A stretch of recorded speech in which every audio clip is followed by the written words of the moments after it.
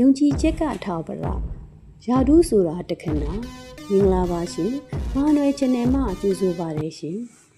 အားထားစရာပကန်းမင်းကြီးရှိနေပြီသို့တော်လူလက်ပိုင်းကိုလည်းလေ့ကျင့်ပြုစုထားသည့်ကြောင်းသိရှိတော်မူသည့်အတိုင်းကင်းဝင်နေရောတို့ကိုပကန်းမင်းကြီးထံတွင်အလုပ်လုပ်ရင်းပညာသင်ယူစေသည်အထူးသဖြင့်နိုင်ငံခြားတိုင်းပြည်များနှင့်ဆက်ဆံသည့်အခါတွေးပုံတွေးနည်းများနှင့်ရေးပုံရေးနည်းများကိုအထူးပြုသင်ယူစေသည်စီမံသည့်အတိုင်းလည်းဖြစ်လာသည်ကင်းဝင်မင်းကြီးကနိုင်ငံခြားတန်တမာရေးရာတွင်ထူးချွန်လာပြီးရောအတွင်းဝင်သည့်နိုင်ငံကအားထားရသည့်တတ်သိပညာရှင်ဖြစ်လာသည်ရတနာဘုံခေနိုင်ငံစီမင်းတွင်ထင်ပေါ်ကျော်ကြားလာကြမည့်ကင်းဝင်နှင့်ရောအတွင်းဝင်တို့အနက်ပကန်းမင်းကြီး၏တော်တက်မှန်ကန်သည့်စိတ်ဓာတ်ကိုစိတ်ဝင်ရရှိလိုက်သူကရောအတွင်းဝင်ဦးဖိုးလိုင်ဖြစ်သည်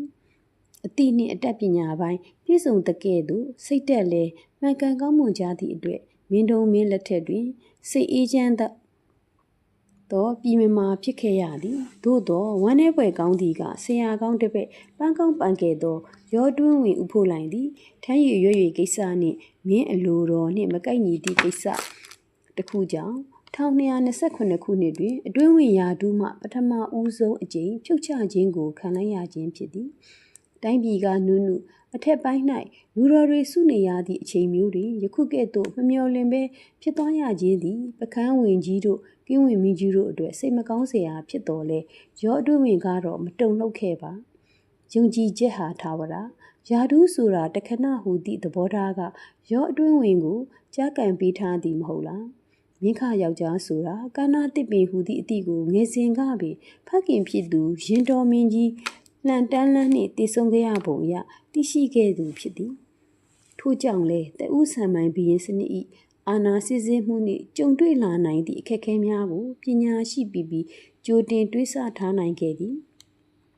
ရာကျနေပြီဖြစ်သည့်ရောတွင်းဝင်သည်လုပ်ငန်းတာဝန်များမရှိခြင်းကြောင့်ရေးအားတွေးအားပုံမရရှိလာသည်ရောအတွင်းဝင်၏အတွေးများထဲတွင်ပထမဦးဆုံးပေါ်လာသူကတော့မင်းတုံမင်းကြီးနန်းလျာကိစ္စတွင်အိရှိဆန်ကြီးတော်ကနောင်မင်းသားအားထားရှိခြင်းကိုသားတော်များကမကျေနပ်သားတော်32ပါးရှိသည့်အနက်မြင်ကိုမင်းသားမြင်းကုန်တိုင်မင်းသားတို့၏မကျေနပ်မှုကပိုပြီးပေါ်လွင်ထင်ရှားလျက်ရှိသည်စီပြူမရှင်မိဖုရားကြီး၏အတွေ့အကြံများကိုလည်းရိပ်စားမိလာသည်ဤသည်ကနန်းတွင်ရေးနန်းပြည်ရေးဖြစ်သည့်နိုင်ငံခြားဆက်သွယ်ရေးတွင်လည်းအထူးကြိုးစားနေတော်လည်းမအောင်မြင်သည်မြန်မာမင်းစီမံအုပ်ချုပ်ပုံ၏ပြော့ကွက်များကိုသိရှိနားလည်သည့်အင်္ဂလိပ်များကတင်းမာနေစေကြိုးပမ်းနေစေနန်းတွင်အတွင်းရေးများကိုတန်ခင်းတမန်ခင်းအရာပဲဖြစ်ဖြစ်ကုံသည်ကုံဝယ်နှင့်တူလျိုဒလန်တွေကဖြစ်ဖြစ်စူးစီးသုံးသပ်နေသည်ပူးတင်သည်ကိုပူပြီးခွာတင်သည်ကိုခွာရင်အင်္ဂလိပ်ကမြန်မာနိုင်ငံအတွက်ကြားကွက်တွေတတိကြီးဆင်နေခြင်းကိုလည်းရော့ဖိုးလိုင်းကအတွေးခွေများတွင်ပေါ်လာလေတိုင်းကျေးဇူးရှင်အိရှိဆန်ကနောင်မင်းသားကြီးအတွက်စိုးရိမ်စိတ်များတဖွာဖွာပေါ်လာပြီးစိတ်မကောင်းဖြစ်ရသည်နောင်တော်ကအမျှော်မြင်ရှိ၍သရာကြည်ပြူတော်လဲ